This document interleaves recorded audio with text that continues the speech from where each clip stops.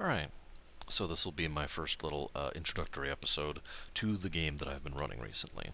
Now, for obvious reasons, I am not going to go into true detail, and I'm not going to go into full detail. And what I mean by that is several of the players in this game will be looking at these videos. Indeed, several of the people who expressed interest have been doing so, and a few other people have as well who talk with them. My point is, I don't want to give away the story, if you understand what I mean. There's a lot of mysteries, and there's a lot of things that I don't want to reveal to. I guess I could call them twists, but they aren't really twists so much as revelations. Does that make any sense? There are several revelations, I'm going to go with that word, that I do not want to give away.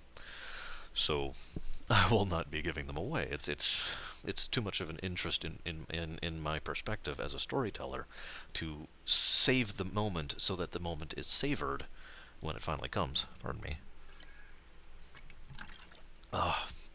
Now, I call this campaign the Dareth campaign because I don't have a better word for it. This campaign is centered around a primary continent called Dareth. Okay. Now let me just. There are a lot of custom races, and four major nations as a part of this. There's the Empire of the Show, there is the Alluvian Kingdom, there's the Navarre Confederacy, and there's the Osteth Republic, okay? All four of these are quite varied, and I'm not going to go into complete detail. There's actually a lot of, of complexity and detail that I've gone into here. But suffice it to say, these four powers are in a tenuous peace with each other, with the exception of Alluvia and Osteth. Those two have founded a very solid alliance relatively recently, just a few decades ago, and they have been perpetuating the technological revolution that has just recently begun within the last few decades. Airships are a very recent invention, for example, and is something they have just started using. But I'll get into the specifics of that kind of thing in a minute. We're talking about history and geography here. These four kingdoms basically dominate most of the eastern part of the. If this was the continent, I do have a map, but I don't have it on me. If this is the continent, this is the four kingdoms. Okay. This area over here is a wildland. I do call it the Direlands. That's probably the closest thing to an actual analogy to AC I've got. But there's actually a lot going on over here. None of which I will tell you because the players don't know either. Then there's this little area up here that consists of basically a confederacy of sorts, a true confederacy for those of you who know your government types. This consists of the gnolls, the goblins, the mosswarts, the centaurs. There are a few individuals of other species up there, but in general, it's most of the species that are not considered civilized by the rest of the world. And they reside within and loosely ally with each other only for the purpose. Well, I guess I'm just describing a confederacy here. They are loosely aligned for the purpose of interaction with exterior powers, but ultimately are not a unified force. There's also a degree of a black market and a few other things going on through there as well. Now, there also are. There's one other thing that I call a city-state. There's actually several city-states, to be honest. There's the city-state of. I suddenly can't think of it. Which is centered around Eastham. That is where the halflings live, who basically were granted their own land by the Alluvian Kingdom so long as they continue to provide produce. Basically, they are taxed in the form of produce for the land that they live on, and they provide that to the Alluvian Kingdom. It is the breadbasket of the kingdom, basically.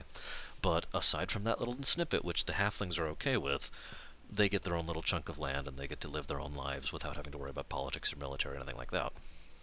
There's another city-state which is the Arwick city-state, and you're probably recognizing several of these names again, but whatever. I've already discussed that. The Arwick city-state consists of the fairies. Okay, the fairies are humanoid size. They're not, you know, they are average humanoid size, probably about 5 to 6 feet in height in general. They are elemental creatures. They are birthed directly from the ley lines in a process that I've outlined, and I guess I don't need to go into detail on it here. But the point is, they serve as intermediaries, diplomats, and ambassadors for whomever. They actually know owe no real allegiance to anyone, even though their territory technically sits within the Eluvian borders. But they will offer their aid to anybody they deem fit, and they have this whole organization called the Zephyrs, which is dedicated towards that aid. The other city-state is uh, I actually can't think of the name of this one because it's one of my custom names. See, this is the problem right here. I'd have to look it up. Um, no, no, Kalair. That's it. Kalair is the city-state of the Drudges. The Drudges are a race that was very maligned until relatively recently when one of their individuals rose up and, rather than leading a revolt or a revolution, decided to, through peaceful and diplomatic means, try to recognize a Drudge state and the Drudge as a people rather than just being demi-humans like several of the monster types are, such as harpies, for example, or I actually can't think of any others off the top of my head. But anyways, so this was very successful. They were very well received, and they basically founded their own little mini nation, again a city-state, as a result of that. And it is actually just it has been flourishing. They have been in the midst of a cultural renaissance as a resultant. So again, you can tell these aren't really drudges. I'm sorry, I need to let that go. I'm letting it go. Very recently, the Osteth, the Lugians of Osteth, had a bit of a revolution of their own. I shouldn't even call it. It was more like a rebellion. Several of the people who called themselves the Gotrok decided that they wanted to remain pure Lugian, okay? These individuals of like mind decided that they wanted to have nothing to do with the other lesser races of the world, and so they said, nope, we're out. And they tried to convince the government first diplomatically and politically, and then through violent means. Both were unsuccessful, and the Gotrok as a whole were banished from the Republic. Now, that's the basics of where things are at now. There's a lot more complexity. There's a lot of detail here, and so I'm just kind of glancing over all this. Okay, some valuable points about history. Most written history for everywhere, including the Visayan Lascelles, which I'll get to in a second, only goes back a little over 200 years. Most records did not survive previous to that point. There was a period of dark age, basically, where everything was technologically, societally, culturally reset. That's not a hard concept. That's actually happened in our own history more than once. And so, basically nobody knows what went on previous to that. There are ruins, well, I shouldn't even say ruins, there are facilities which are still functioning that were left behind by something before. These include places that gather mana from ley lines into a physical form. The transit hub is an example of that, which allows people to teleport to other locations on the hub very quickly. And by very quickly, I mean instantaneously. And there's a few other things. There's actually quite a few other things. But the point is, it is obvious that something was here before, or, and this is also a very likely possibility that has occurred to the players, that their own people basically made all these things, and something happened over 200 years ago that forced this dark age, and everybody that survived forgot how to do that. Survival was more important than preserving history and technological progress, right? Makes sense. So they're not entirely sure what happened. Now, two of the players who are no longer in the group, unfortunately, were from this continent. They were that was Alexander, a Lugian, and Aubrey, a fairy. Aubrey was a paladin. Alexander was a warrior. I don't mind giving this little tidbit away because it doesn't matter anymore. Alexander was actually a lycanthrope Lugian, a wolf, specifically lycanthrope. And that's important to note because,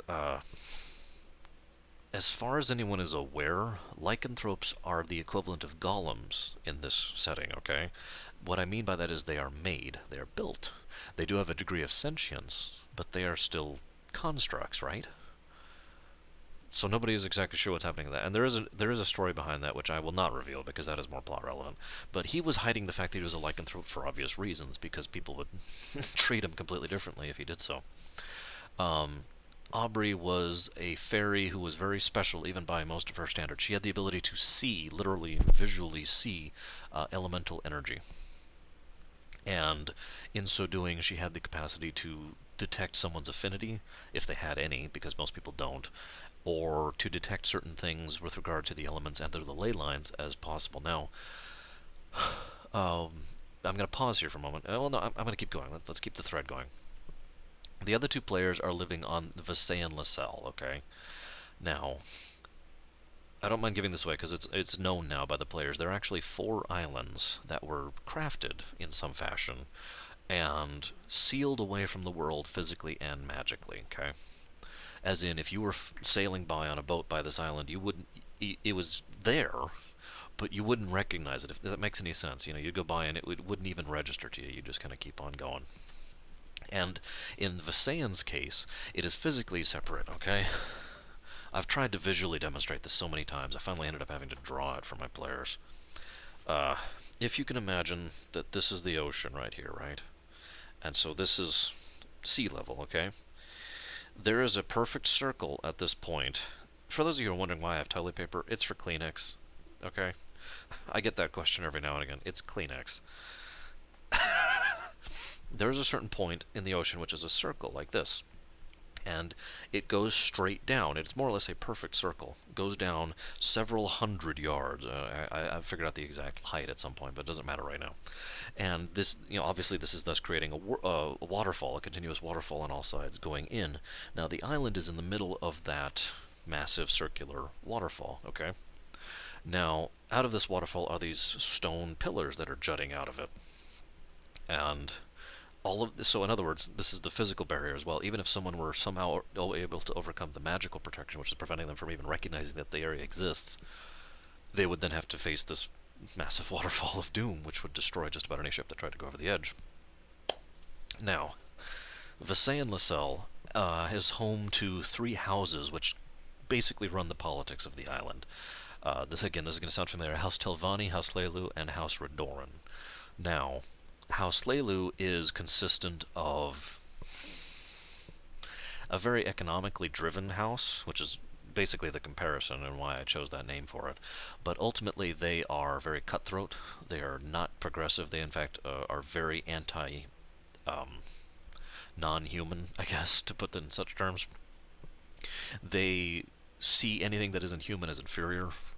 They want very badly to break the Accords, which I'll get into in a little bit, and just take over the island, but they can't because there's too much political and diplomatic sway on the other side. Blah, blah, blah. These are not nice people. Now, they tend to manipulate and work from the shadows more often than not. There is House Telvanni, which isn't really an organized house per se. Rather, House Telvanni is a cell-based structure, okay? Uh, any given cell only reports to a single individual. Now, that individual himself is a part of a cell which reports to a single individual, and so forth and so on. Oh, I'm sorry, no, I'm saying that wrong. Every given cell of individuals, which usually reasonably large, we're talking like a few hundred people, operates under one individual. That individual is responsible for reporting to someone else. That someone else is part of a cell which has one person on top of it, and that person reports to someone else, and this goes up the chain until you get to the actual council of the magisters who run the place. And for the reference, yet no, there aren't the mage house. Everybody has mages. Finally, we have House Redoran, which is very structured on the ideals of protecting the innocent and preaching tolerance. In fact, the elf hermitages, hermitages? I'm not trying to pronounce that, are present in Redoran territory. Now, this is an important note for the sake of the setting. Humans as a species, only exist on Visayan, as far as anybody is known. That is to say, they are not on Dareth proper, the continent. All the humans exist on this island. There is a small group of dwarves and a small group of elves that both have lived on this island as well. The dwarves are the ones who are responsible for mining most of the resources that the island thrives off of, or exists off of, I should say. And the elves, well, let's just say the elves haven't really had it very good. And then Redoran basically granted them land in exchange for basically a form of lottery conscription, for lack of a better way to put it. So the elves will will take a lottery, and certain people will volunteer to join the Redoran military for a period of time in exchange for the elves keeping the island, blah, blah, blah, right? Now, there's a lot of politics that I'm not going to go into here, but there is one that is important because it's directly related to the story.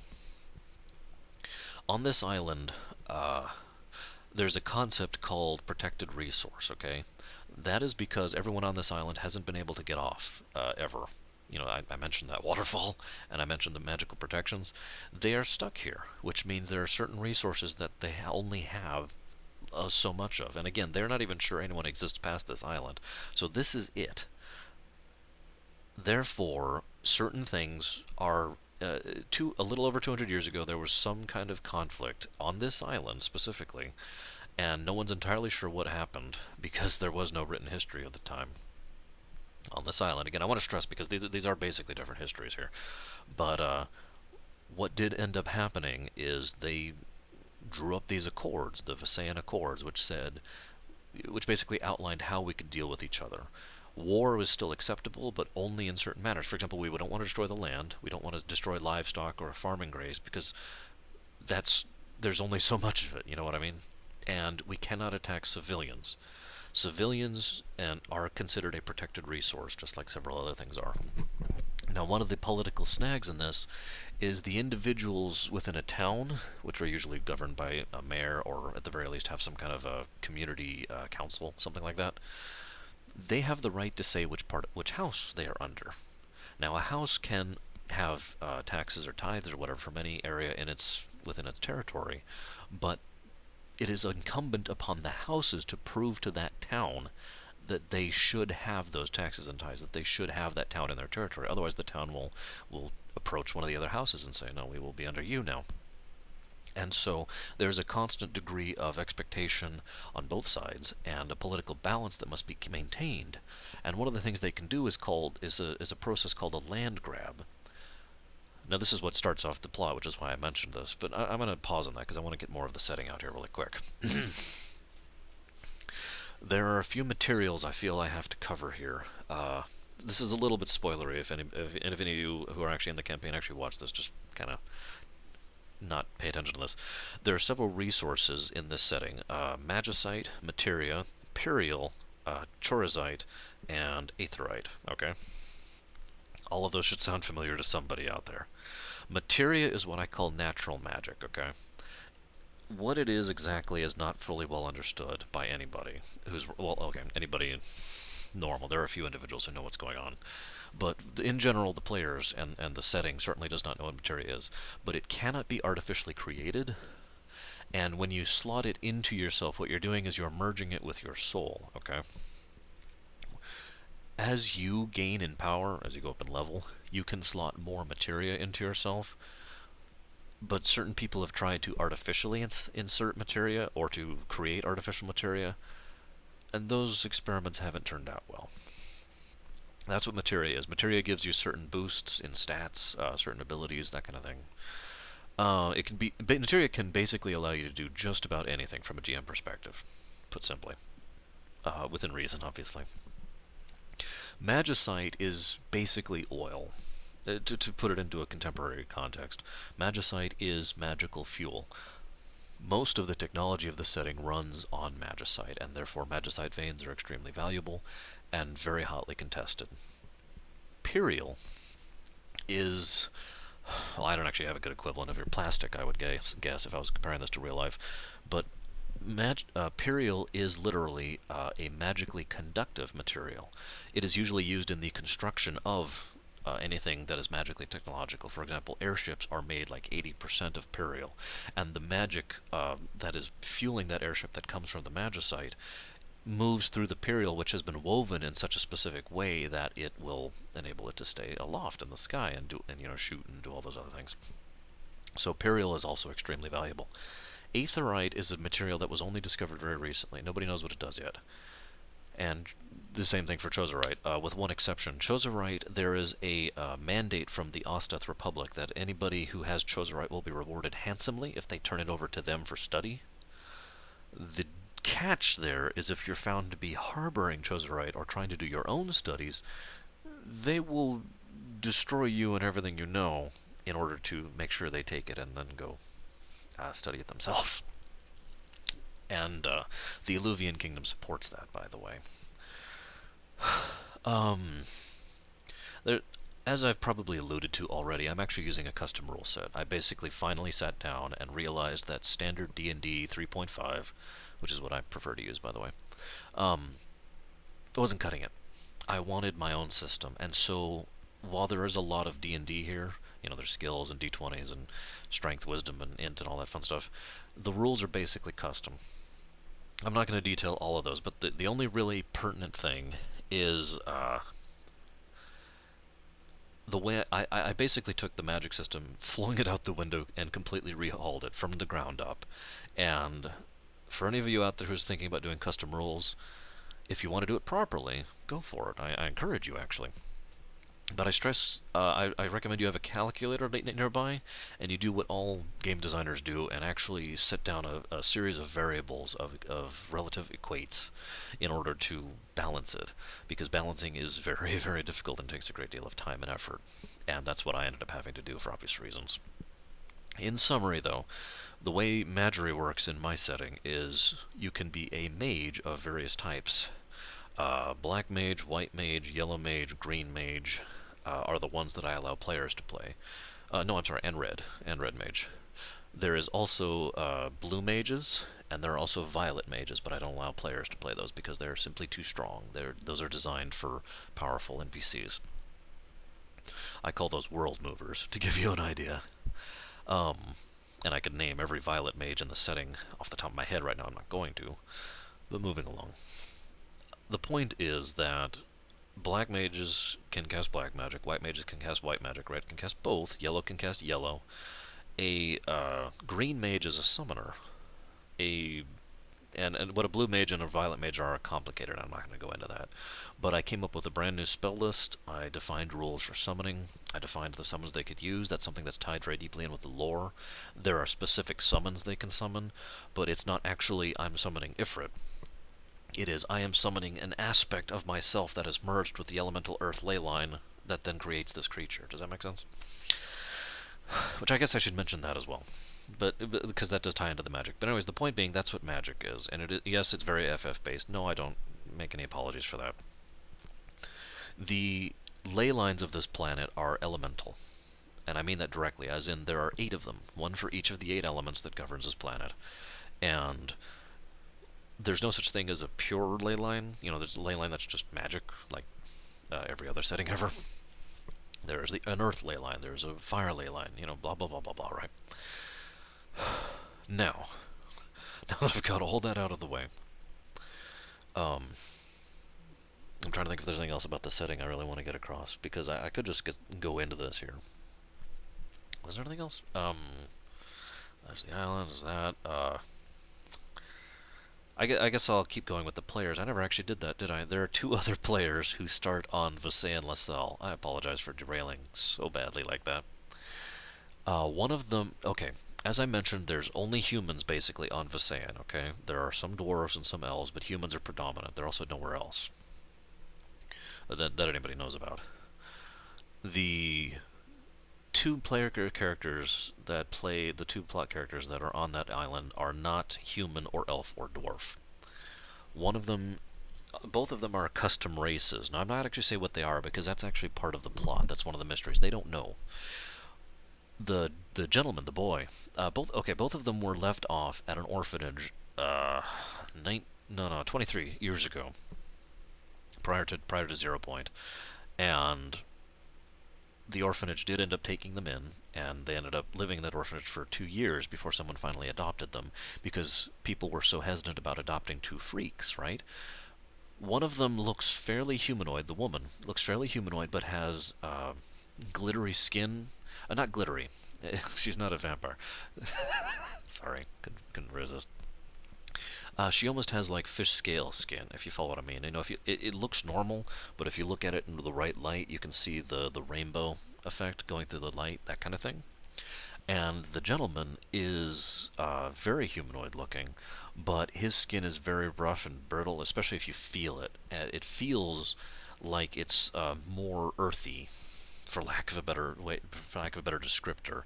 And he has very mild shape-shifting abilities. Like he could, uh, well, for any of you who've seen DS9 and seen the episode Bada Bing Bada Boom, I believe, where Odo does the little hand trick, that's the kind of thing this guy could do.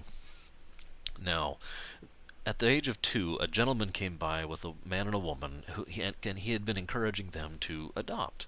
And he encouraged them to adopt these 2 kids because they had been there for longer than most of the children were. If you were paying attention when I was talking about this, the culture of this island, people, by their nature, are a protected resource and a valuable thing, and the idea of someone not being adopted for such a long period of time is virtually inconceivable. So he finally convinced them to adopt these 2 people. Lara and Taran were their names. Taran, in case you're wondering. And they went ahead and adopted them, took care of them, loving. The 2 of them basically became brother and sister, even though they're different species, and lived for quite a while in a Hlelu town. Now, because of the circumstances, Hlelu had the mayor of that town under blackmail, basically, okay? And so, after a while, he started basically taking out his aggressions on those he could, including the townsfolk. And one of the things he would do was he would lobby special taxes on the kids' parents because they were different, and he could get away with it. This all came to a close when, during one of the land grabs, which I guess I never described in detail, but I will in a minute, by Redoran, managed to claim the area, and the town defected basically to Redoran House. Now, the Redorans were very kind to the Hopesil family, which is their last name, and took care of them and brought them in, and so both children were very well impressioned by the House Redoran, and therefore when they came of age, both decided to join. The gentleman, whose name is Flux, decided to join as a mercenary, whereas the woman, whose name is Firnasil, decided to join as an actual member of the military. Now, um, I mentioned I'd mention a land grab because it's going to be relevant again in a minute here. So like 3 times I've meant to bring it up. What a land grab is one of the houses will make a military movement upon land, not a town, that's important, it can't be a town, but they will make a military movement on land that is claimed by one of the other houses.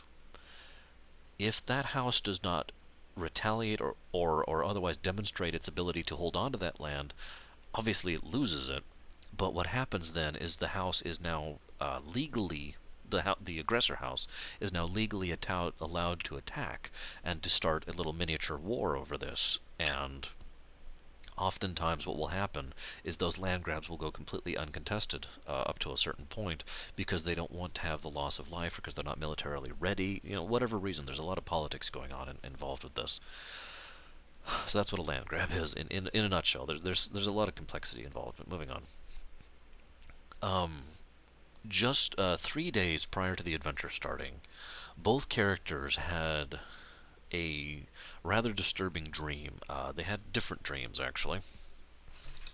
The gentleman, Flux, he dreamed he was back at the orphanage, and he was still an adult, but he was walking amongst the cribs where all the babies were kept. And as he walked by and peered into them, the babies were dead. They had been killed, and their throats had been slit, and it was incredibly disturbing to him. But what really disturbed him is he felt a lot better, just in general, physically, mentally, emotionally. Well, not emotionally, but, he felt more energized after having this dream, and has done so since, actually, which really disturbed him. His sister, Fiona Seal, had a dream where she was walking down the middle of the town. And as she walked down the center street, all the people she knew came out of the houses one by one, like in a zombie movie, basically. And they all lined up right there along the town, and she's going right down the middle, right? And so they're there on both sides in these giant rows. And she can't stop herself from walking further down down the town. And as she goes by each row, everyone that she walks by, the local shopkeep, the people who were with her at school, the guy she had a crush on 3 years ago, every single one of them suddenly, and without any visual, they're standing there, and all of a sudden their throat just kind of goes, and it gets slit very violently to the point where blood actually goes flying several feet, and they fall over dead. And she's screaming by the end of this, obviously. Very disturbing stuff. So that happened 3 days ago. Now, shortly thereafter, House Telvanni to the south sent a expedition force that founded a small fort. within the... Oh, I forgot to mention the Deadlands. Within the Deadlands. The Deadlands is a perfect circle of land on the island that is basically dead Earth. People have studied it, people have examined it, but nobody knows how to fix it or exactly what it is, even. It has been basically cordoned off. It's actually in the middle. If this is the Deadland right here, the border between Radorn and Telvanni goes like this, if you follow me. The Deadlands, so Telvanni actually sent a force into the Deadlands, which is very unusual because most people find it incredibly uneasy and don't want to be in there. Radorn is naturally concerned because their fort is sufficiently over the Deadlands and close enough to the Radoran side of the border that it is politically and legally construed as a land grab. So they have to respond, and they're getting ready militarily. But what they want is for both Flux, Fear and their squad, which is a small group of 8 people who it's actually Fear squad. It's her men to go and scout the position initially and figure out what's going on, do whatever they can, if and with the orders that if diplomatic possibilities are available, pursue them, and if not, use whatever force you deem necessary because we have to respond to this. Well, they get down there to the point where they are in visual range of the Deadlands. And as they do so, they stumble across a relatively large humanoid who is of a species they don't recognize, and a young woman who has wings who is of a species they don't recognize. This is Alexander, and Ariana was her name. The characters I mentioned earlier from the mainland. Now, I feel like I have to back up a bit, so forgive me. There's going to be a bit of detail in this because there's a lot going on in this campaign, and I hope you guys actually enjoy rather than get tired of me rambling on about this. 3 days ago, everyone who was powerfully magical or otherwise attuned to the elements, such as Ariana, on the mainland, felt a backlash of magical energy. And they were recalled by a woman who I actually can't name here because it will be a spoiler, to the main court at Arwick. And the Zephyrs basically said, we need to send out a response team immediately to this by orders of the Lady Spoilery. So they got together Ariana, who was a skilled diplomat and someone who's very well praised within the Zephyrs, and Alexander, who is an extremely competent mercenary who is very well liked, and hired him to protect her and gave her the orders to go investigate whatever's going on. Now they had no idea what they would be going into, so they were given a small ship. This is not an airship; it's a regular ship, but it is a magicite-powered ship, so it can go against the wind and whatnot. And it was very quick. They sailed out very quickly, and they were given the orders that they have to report in within a week and a half. 10 days, actually, to be precise, or else military force will be sent to figure out what's going on. They go out. Now, this area is charted, as I've mentioned, so them seeing this giant, New Guinea-sized waterfall of doom was a little bit surprising for them, and the ship ended up going over the edge. Interestingly enough, they managed to get out of the ship and just barely, they had steered it towards one of those stone pillars I mentioned, and they managed to grab onto the pillar as the ship was going over the edge, which then teleported them back down to the beach. Um, as they as they came up the beach, Ariana was overwhelmed by these feelings she couldn't quite understand. And after some role playing and some skill rolls, she realized that this island sits directly on an earth elemental ley line. And there was a wound in it. Now, those of you who have a brain out there have probably already figured this out. But anyway, so she started going straight towards the wound and ended up on the edge of the Deadlands. The two of them encountered and really didn't get along well, and that was a session I'd rather forget, to be honest. But we're just going to move past that because an unfortunate aspect of D&D. Sometimes everything just becomes drama, and it's kind of stupid. But moving on. What happened next was they did end up tangentially agreeing to group, basically, and and I'm sorry, I have to segue for just a second. This is not me complaining, but my games tend to be extremely open-ended. I am ready for you to do just about whatever. I know the setting well enough to improvise just about whatever. There is one exception. You will group up with the party. No, really. You do not have the option to not turn on the game. And that was what one of the players was doing. He was refusing to group with these people. He was refusing to go on with the mission. He was trying to arrest them.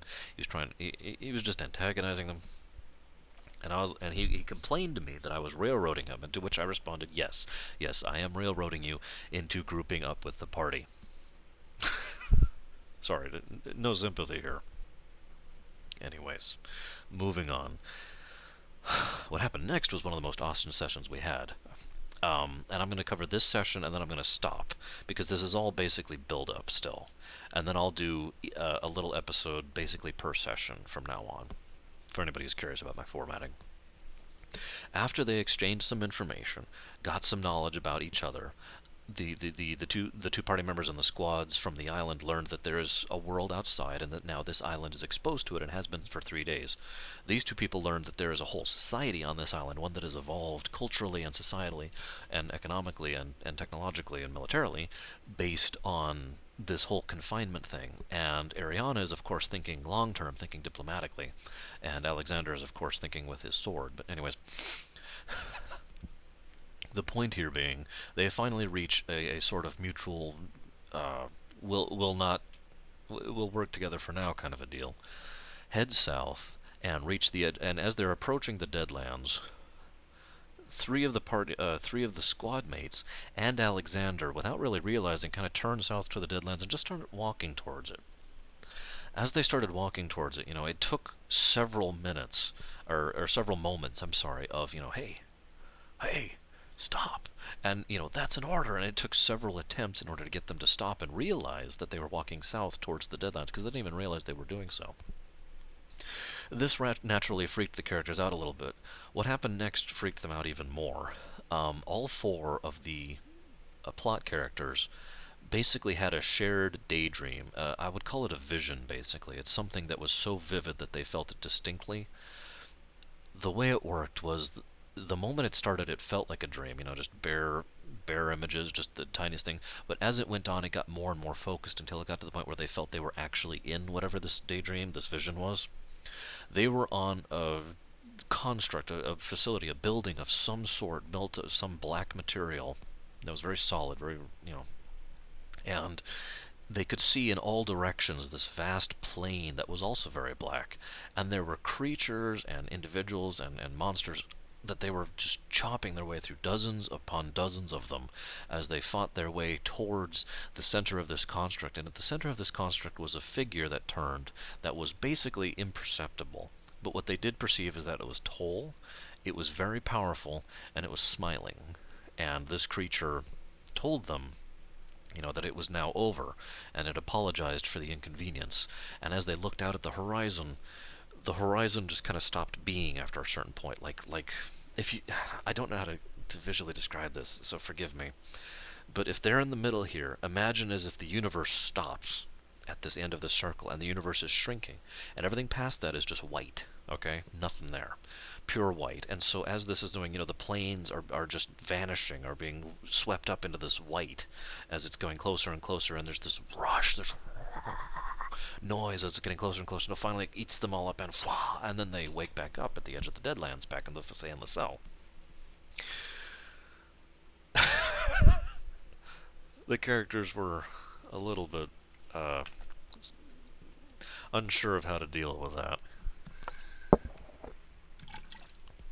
Regardless, as they approached the Deadlands and did a few experiments on it themselves, because they'd never actually been there, they decided it would be a good idea to scout out what's going on, and they sent out a single scout, that was actually Alexander himself, who found the fort, which it's one of those temporary forts, wood and small, right? And that was where the Telvanni were. So he came back and told them, blah, blah, blah, blah, blah. He also mentioned a bit of a tremor that he discovered. He's not sure what was going on with that, so maybe it's just a part of the Deadlands. He doesn't know. And they decided to go ahead and camp for the night. Now I'm going to go ahead and stop there, because the next session, obviously, picks up at that point, and I'll talk about that soon.